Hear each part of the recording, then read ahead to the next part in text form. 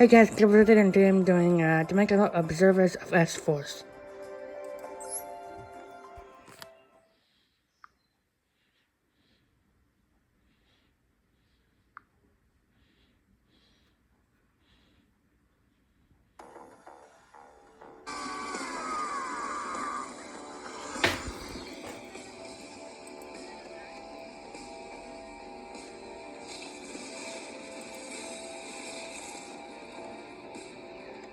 Shortly after attacking the O'Neill farm and being threatened by the surviving Elwood O'Neill, Trevor would receive word from Wade Hubbard saying he'd found a Michael DeSanta living in Los Santos who matched Trevor's description, having 2 kids and a wife named Amanda, prompting Trevor to hop into his truck and begin the long drive down to the city and telling Wade the story of his supposed best friend, who had left him in the dark for all these years.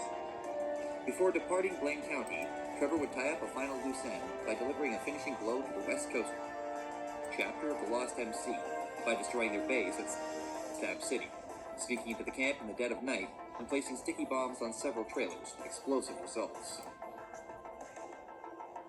With his affairs in order, Trevor would continue on to the city, arriving on the outskirts of Los Santos and anticipating his arrival, and the look on Michael's face when he learned that Phillips was still alive all these years later. I grieved for you! When you fucking dead. You were my best friend.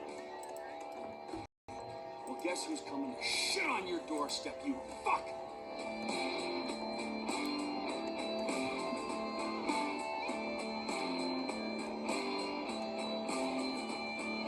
After setting himself up in Wade's cousin Floyd's apartment in Vespucci Beach, Trevor would make his way to Rockford Hills and find Michael living in a huge mansion with his family, which he casually saunters into.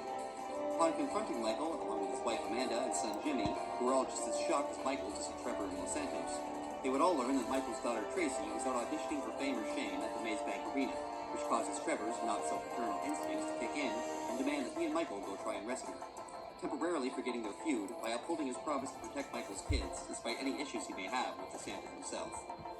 Where's Tracy? Where's your sister, Jim?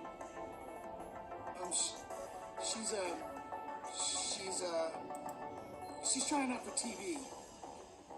She's what? Yeah, she's auditioning for Fame or Shame. Fame or shame? What the fuck are you talking about? You know, it's that talent/skills show. She loves it. You guys know that. What's her talent? Dancing. Oh, Christ, she's a horrible dancer. Michael, she might disagree with you on that. Jesus Christ. But now, where? The Maze Bank Arena. Tracy being humiliated. Let's go. We go there. We? Yeah, we. What, are you gonna stand here and argue while your daughter becomes a national laughingstock? Huh? You're worse than I thought. Now let's go. Come on.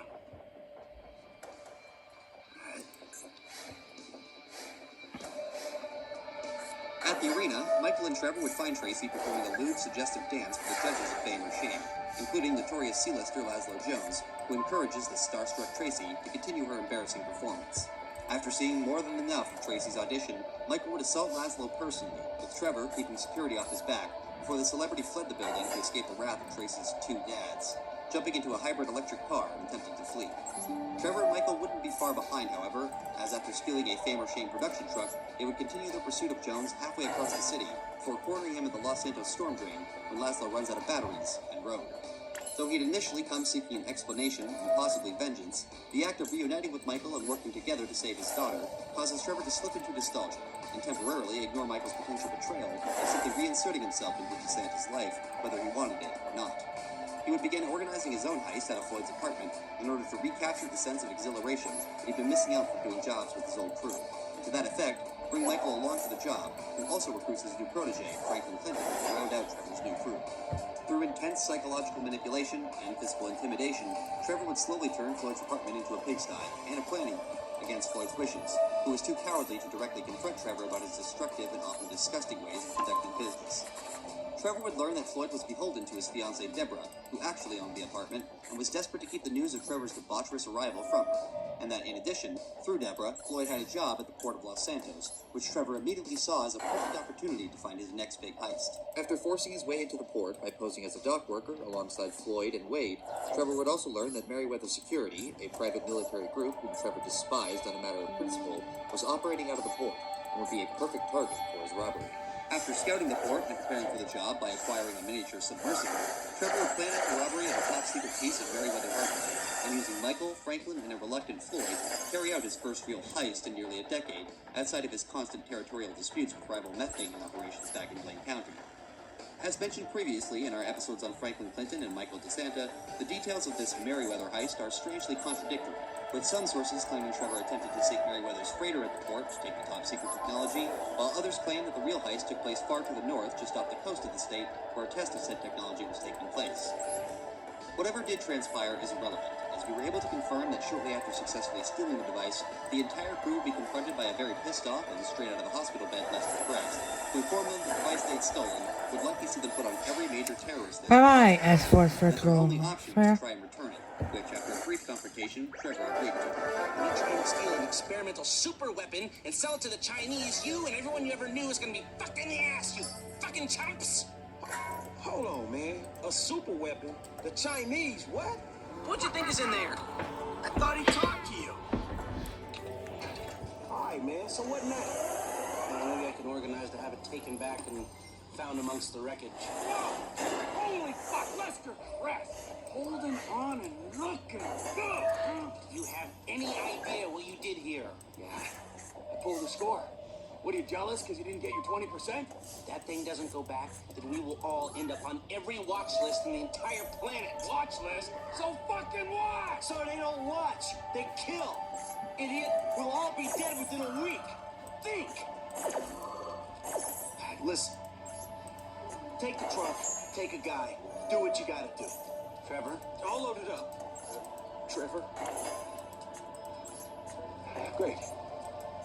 And you and the patient can take it all back. Right fucking now!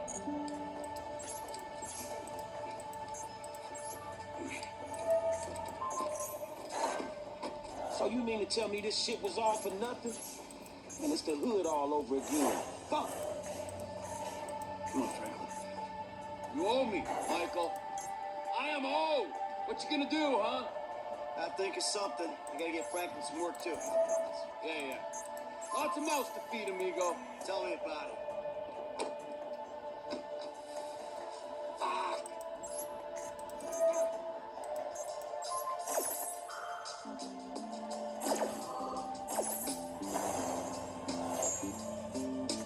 Being an eccentric and exceedingly violent individual, Trevor Phillips was also known to engage in odd jobs for numerous individuals across the state of San Andreas, with 2013 being a year which saw Phillips meet several strange characters, as well as engage in numerous violent rampages against different groups who angered or offended Trevor in some way, shape, or form.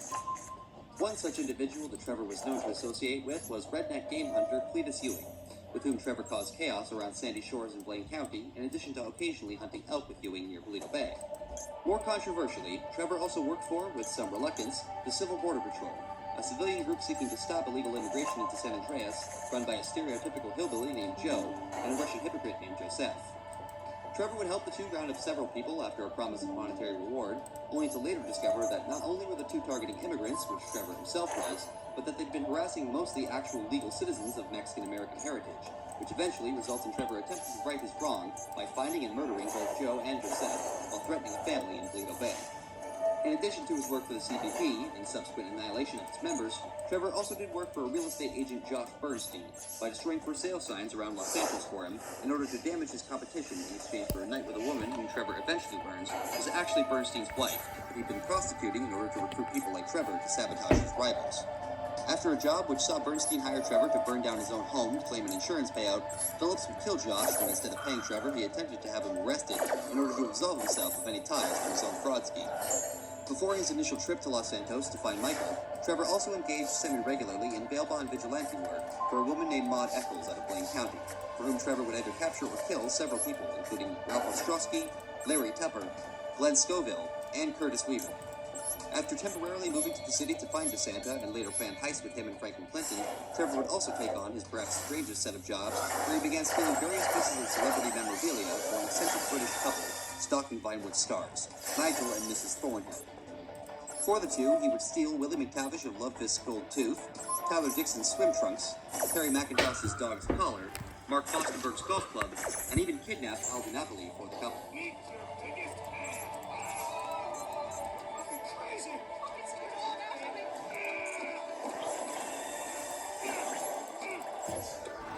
Due to his agents being reluctant to discuss the details of the kidnapping, we could not verify for certain what Mr. Napoli's fate was, given that some claimed Trevor murdered the celebrity by parking a car he was locked into the trunk of on the train tracks, while others claimed Phillips released Al for a small payment and a promise of silence. Either way, Mr. DiNapoli has not been seen or heard from since 2013, prompting many to assume that he went into hiding or was in fact murdered by Trevor Phillips, but once again, charges were never made. Hey, keep making terrible movies, Al. Trevor was also known to infrequently deliver drifters from across the state to a group of cultists in the Chiliad Mountain State Wilderness known as the Altruists, who were rumored to be a group of cannibalist maniacs, mostly comprised of elderly men from the baby boomer generation, who viewed all generations after them as the source of all problems in society. While the identities of the individuals Trevor delivered to the cult are a matter of intense debate among those familiar with the group's actions, what is confirmed is that eventually, Trevor turned on the cult for unknown reasons and proceeded to massacre the entire group. Finally, Trevor was known to engage in violent confrontations across the state of San Andreas, and in 2013 participated in at least 5 different large-scale conflicts, which saw Mr. Phillips take on dozens and dozens of armed men, and sometimes women, when he slaughtered a group of rednecks on Marina Drive, a gang of Vagos members in East Los Santos, a gang of Balos members in Chamberlain Hills, followed by Franklin Clinton's house, a group of military soldiers near Fort San Judo in Conway Hills, and numerous hipsters in Mirror Park. Though all of these massacres would presumably have very high death tolls, once again, no charges were ever formally laid at Mr. Phillips' feet, due to him having killed all participants and leaving no witnesses remaining to report his heinous crimes, in addition to having no connection to any of the people he killed. Shortly before the failed Meriwether heist took place, Trevor would be contacted by FIB agent Steve Haynes, who had begun employing the services of Michael along with his new protege Franklin Clinton, and coerced Phillips into assisting in the capture of an FIB target, Ferdinand Karamov, which Trevor reluctantly agrees to, likely for the thrill of flying again, and perhaps gaining leverage over Michael in order to more easily recruit him for his then upcoming heist on Meriwether's security. Whatever his reasons, Trevor would take Michael and Franklin to the IAA headquarters downtown via helicopter, and help Frank and Mike kidnap Karamov, whom they extract from the building and deliver to the FIB back at their lot in the Murrieta oil field east of the city. Later, Trevor would happily participate in the torture of Mr. Karamov, and was brought on once again by Steve Haynes and Dave Norton, whom Trevor was immediately suspicious of, perhaps recognizing him from the news coverage of the cash stealing job 9 years prior. You back there. I know you. You, I don't know. Yeah, well, until I see reason otherwise, why don't we just keep it that way? Steve, what a pleasure. Oh!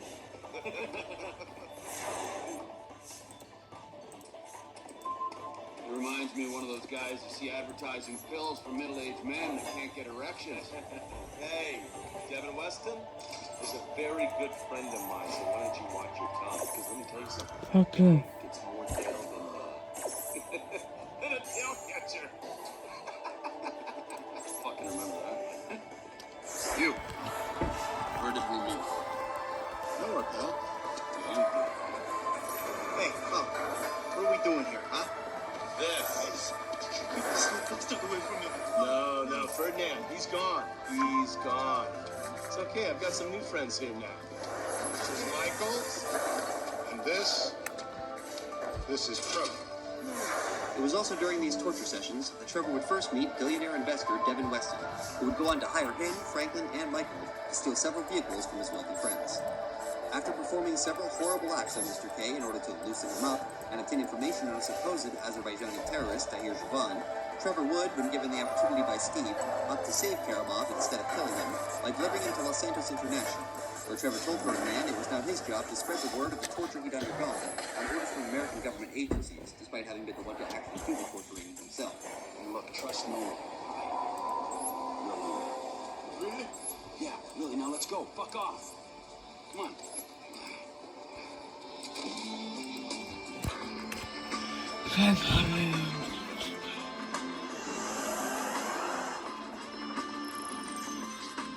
Following the Meriwether heist and the kidnap and release of Mr. K, Trevor would also attempt to make friends with Michael's new 3-bit gangster in training, Franklin Clinton, by arriving in Clinton's home on Forum Drive and offering to help Franklin and his friend Lamar at a drug deal set up by OG Harold Stretch Joseph, with Trevor citing his own experience as a drug dealer as an asset in order to convince the two to take him along.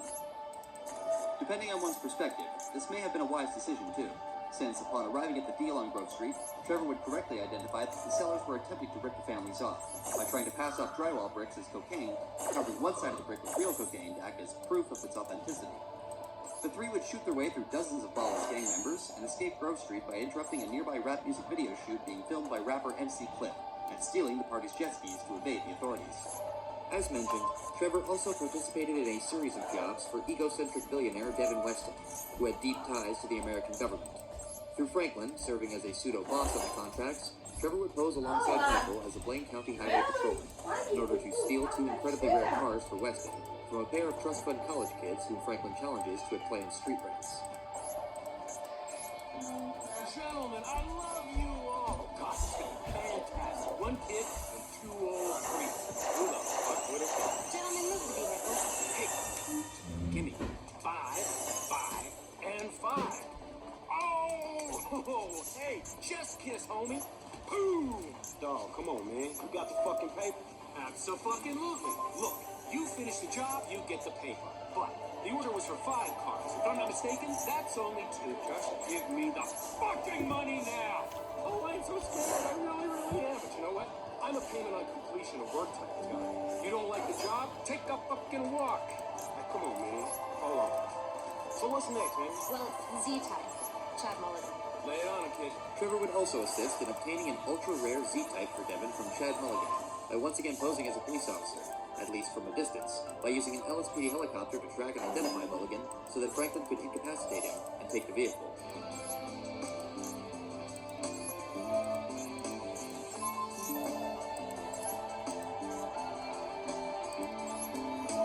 Continuing to work for the FIB because of Michael, Trevor would assist in an attack on an IAA delivery truck, transporting funds obtained from alleged drug dealing by engaging in a classic blitz play orchestrated by Michael.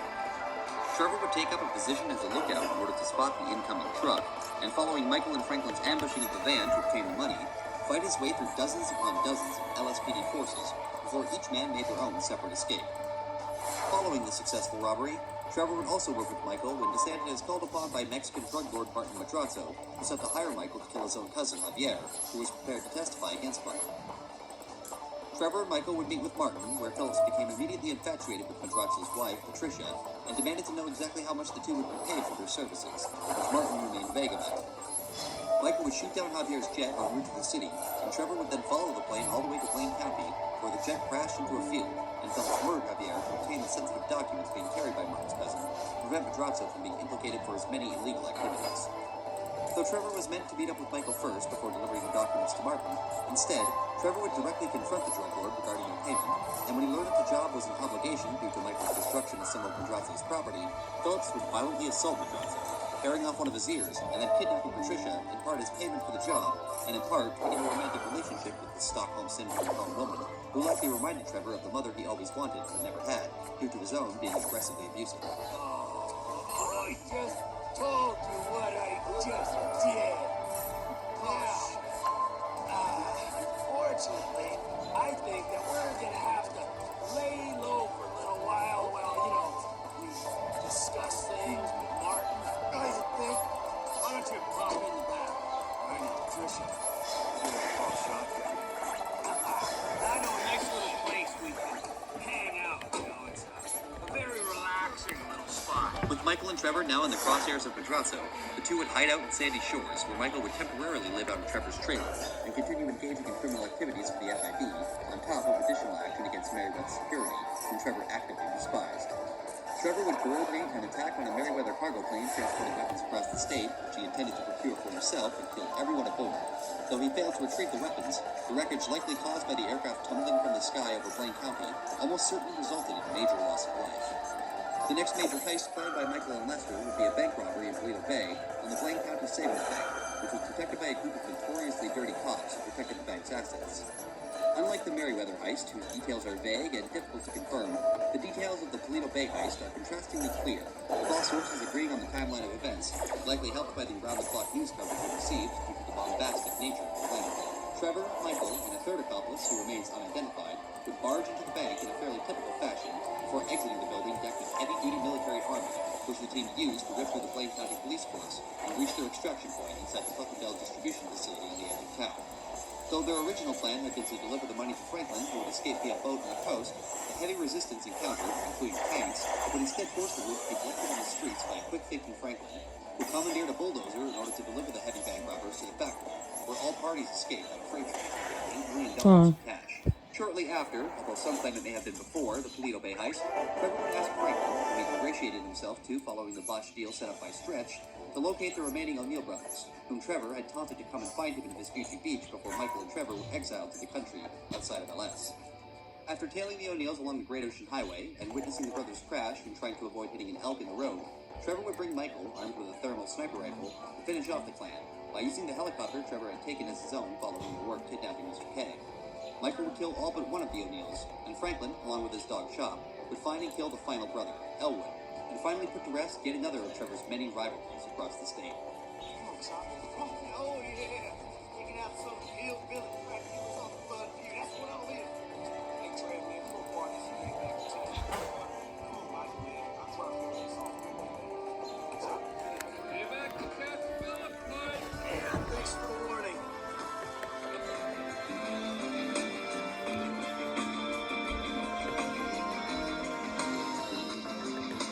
While still exiled in Blaine County, Trevor would learn of a Merriweather train supposedly transporting valuable goods across the state, and after some prodding, convinced Michael to help him rob it, by first stealing another train and altering its schedule in order to trigger a massive collision, which dumps the contents of both trains into Cassidy Creek just below the Raton Canyon Bridge. Michael would, using scuba gear, retrieve the goods from one of the containers, and the two would flee the scene whilst fighting off dozens of pursuing Merriweather soldiers to a safe place off the coast. They would find that instead of the gold bars they'd expected, the contents had in fact been an ancient golden statue, which Michael identified as a perfect peace offering to get them back into good graces with Martin Madrazo. Trevor would initially refuse to give up the artifact, or Patricia, who would have to be part of the deal, but eventually relent when Michael offers to pay him back by orchestrating a legendary heist that the two, along with Lester, had been dreaming of since their glory days back in the Midwest. The robbery of the Union Depository. The big one. Fuck them. Can't be done. Never said impossible. Just very difficult. Verging suicidal? That a line you're afraid to cross? Not long after, Trevor would be called upon to assist in another FIB errand by infiltrating the IAA-controlled Humane Labs Research Center and helping to steal a deadly nerve agent, which Steve Haynes claimed the agency intended to use on the city in order to drum up fear and secure more funding for counterterrorism efforts. Despite having never been told to, Trevor, Michael, and Franklin would be chastised by Steve for not showing up with an additional 3 operators. But after some brief back and forth, Haynes and Norton would agree to personally partake in the mission and would go with Michael via an underwater passage to infiltrate the facility. Trevor would collect the nerve agent following a semi-successful extraction by the ground team, which saw Steve Haynes shoot himself in order to pose as a double agent and buy them more time. Trevor would use his skills as a pilot to collect the package and deliver it to his airfield near Sandy Shores, where upon landing, Michael would learn that Lester had successfully sold the gold artifact to Martin and concluded their deal, allowing both Trevor and Michael to finally return to Los Santos to begin planning their final major heist, once Trevor delivered Patricia to her husband safe and sound. With great reluctance, Trevor would return Patricia, who had been living unrestrained with Trevor and Michael at Trevor's trailer in Sandy Shores, to Martin, promising to return for his other ear should he ever hear of Martin abusing her again, and Madrazo would shakily thank the pair before cutting ties with them forever, likely due to his own fear of any possible retributions from Trevor. You better treat her right, man! I will, amigo! Otherwise, get her here! Lord! The way I see it, Haynes, you and me and Michael, we're friends now. Good friends. Such good friends that we will make a great effort to avoid one another. That's fucking perfect. Thank Michael for the statue. It is exquisite. Yeah, I will. Trevor would make his return to Los Santos as dramatic as possible, when upon reaching Floyd's apartment, which Trevor likely still considered his own safe house, he was finally introduced to Floyd's bride-to-be, Deborah, and attempted to persuade the uptight woman to let Trevor stay with them, even proposing to them simultaneously. Look, Deborah! Floyd! You marry me? Get out of my condo! And you go too, Floyd! I told you! I've got a career! I don't need this crap! Yes! There. You made me swear. You're crap, Floyd! Crap! You're not a man at all. Your thoughts right about you.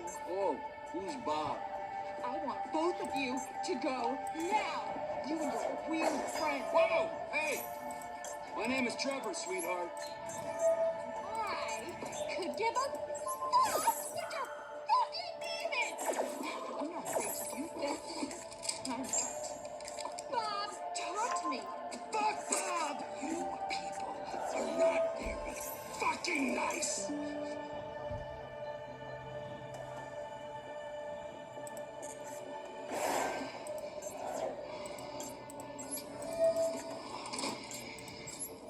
Oh, hey there, Trevor.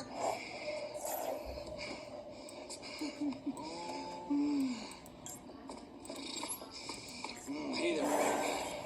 Did you meet Deborah? Interesting lady. She probably go say hi. I would. Why not? Let's go get in the car. All right? Let's go have the time of our lives. News reports of the incident at Deborah's condo remain inconclusive, but evidence suggests that Deborah fired her gun, and Trevor used Floyd's knife, likely to kill Deborah. Make of this information what you will, but it is not confirmed if Trevor killed either. With nowhere in the city to live, Trevor would retire to a strip club in Strawberry and murder the former owner, Leon, claiming the building temporarily as his own until authorities wised up to the change in management many months after Phillips was long gone from the establishment. Amigo! Prepare to meet your new partner.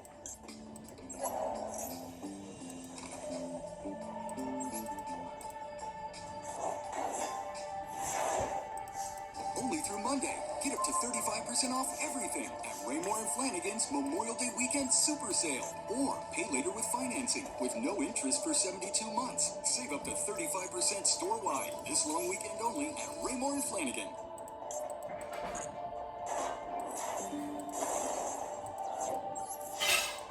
The 2023 Kia Sportage was built for more. More room for your passengers. More cargo space for your things. Simply put, more room for adventure. Where the road takes you, the Kia Sportage is ready to accommodate. Grab a fantastic offer and get behind the wheel of your new Kia.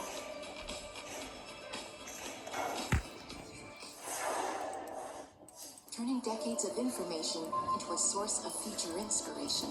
That's what really matters.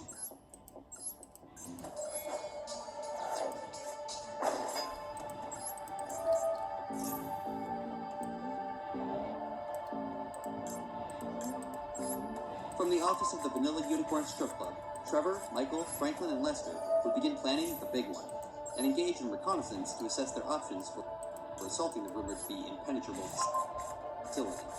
After devising a rudimentary plan, Trevor would find Michael at his Rockford Hills home and pitch the idea of breaking their former running mate, Brad Snyder, out of Bolingbroke Penitentiary, only for Michael to deny Trevor outright and prompt heavy suspicion from Trevor, who slowly pieced together the truth of Brad's disappearance. Trevor would realize that Michael's reluctance to save Brad was not simply due to Michael having disdained the man, but due to him being dead and buried in place of Michael up in Ludendorff, which Phillips attempted to confirm by fleeing Michael's house, fly all the way to Northampton and dig up the grave of Michael Townley to finally get answers. Up in Northampton.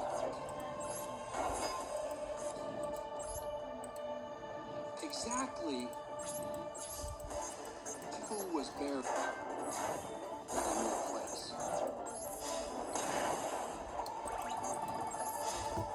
I never gave it any thought. I had no clue. You treacherous piece of shit! You're fucking dead! You're fucking dead! Trevor! Hey! T! Though Michael would attempt to dissuade Trevor from flying all the way out there, Phillips would not be deterred, and would make the journey halfway across the country to Ludendorff Cemetery, where after digging up the grave, he found exactly what he'd been expecting, hoping not to find: the body of Brad Snyder, buried in Michael's place.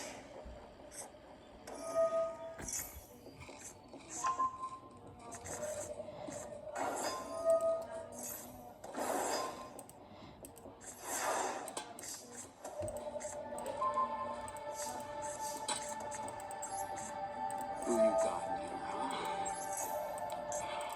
As if I need to ask.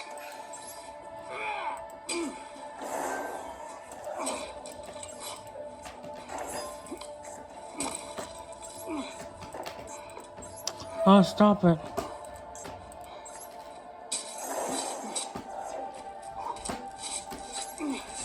Hey, you're wasting your Paula. time. I'm telling you I'm wasting my time. Go ahead, dig it up. I don't give a shit. Yeah, that's what you look like. The guy who doesn't give a shit. That's ridiculous. How long are you gonna keep lying for, Mikey, huh?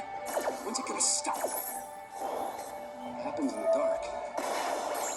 Comes out in the light. Oh, give it a rest, Trevor. There's nothing there. This is it. Moment of truth.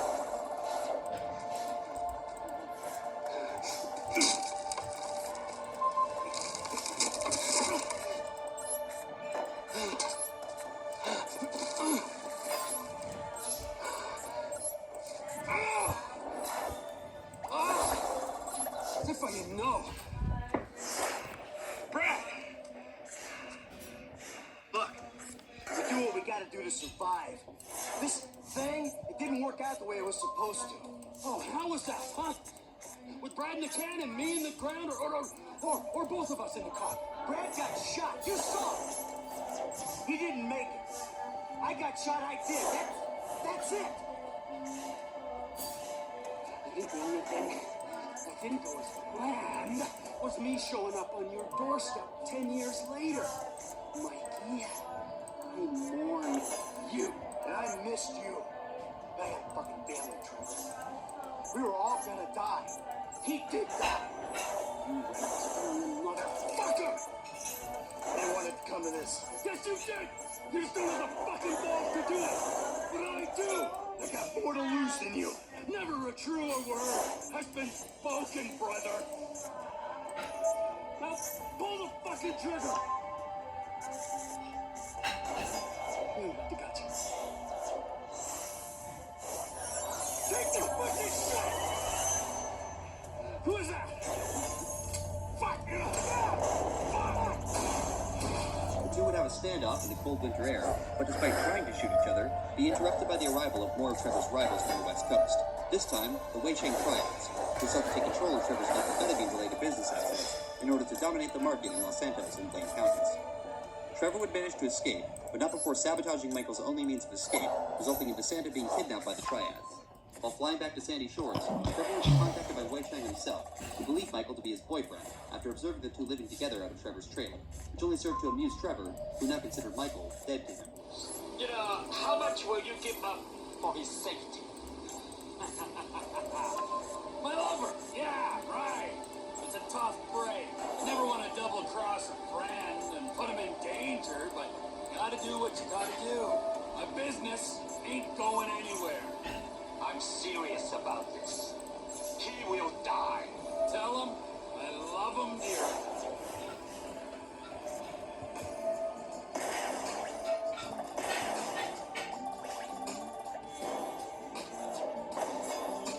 With Michael temporarily out of the picture, Trevor would continue to work for Devin Weston through Franklin by helping to deliver the final cars needed to complete the contract with the billionaire on a long drive from Los Santos out to Toledo Bay.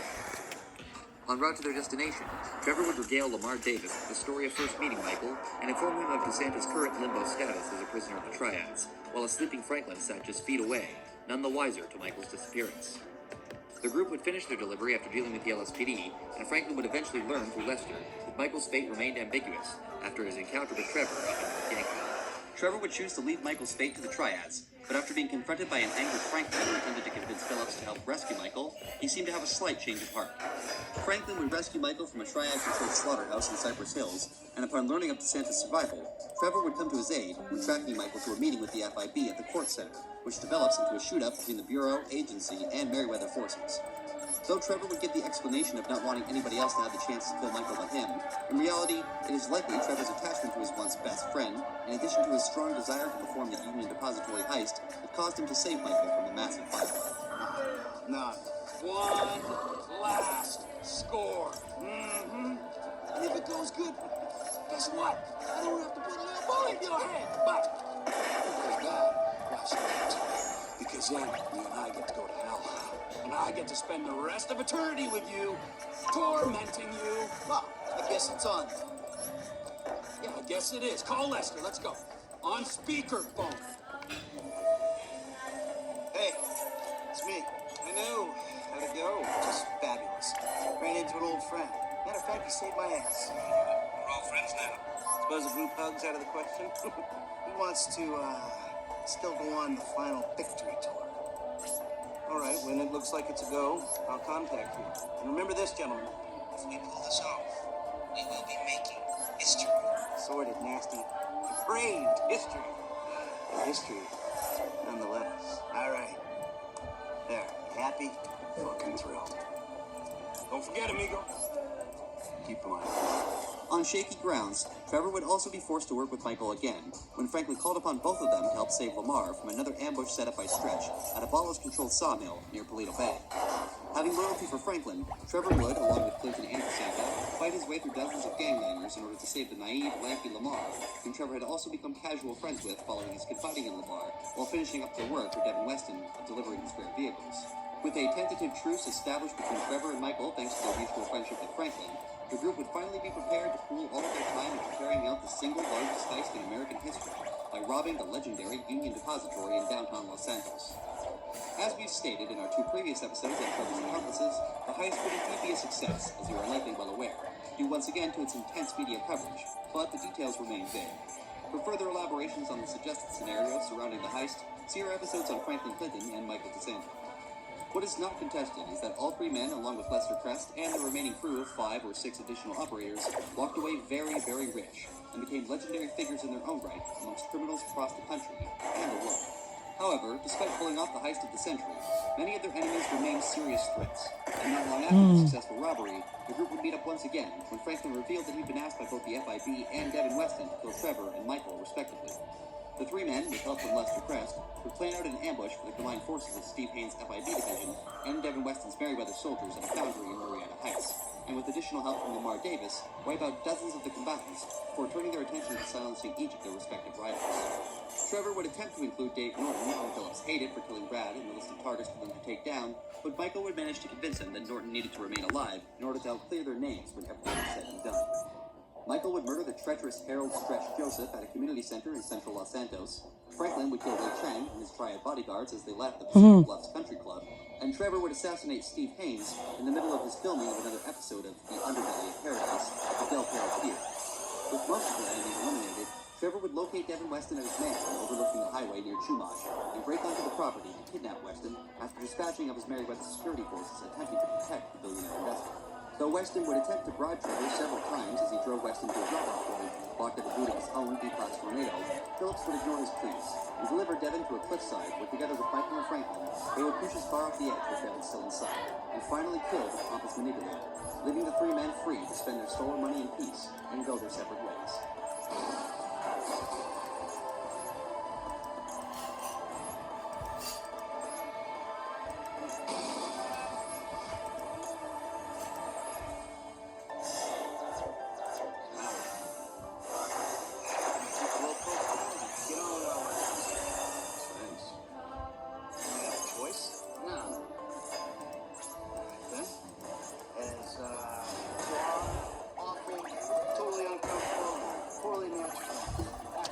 Perfect. Then we can get back to the kind of capitalism we practice. Shit, I don't know how much more better this will get. Ooh, hypocrisy, Franklin. Civilization's greatest virtue. Jesus, your therapist has a lot to answer for. I know, I still hate myself. But hey, at least I know the words for it. Yeah, but I hate you, and I know the words for it. So does that mean I don't have to go to therapy? Look, man, you two motherfuckers terrify me at that midway. I'm good. You're right to be afraid, Franklin. Yeah, be very afraid, Franklin. So that's the end of the video, guys. Bye.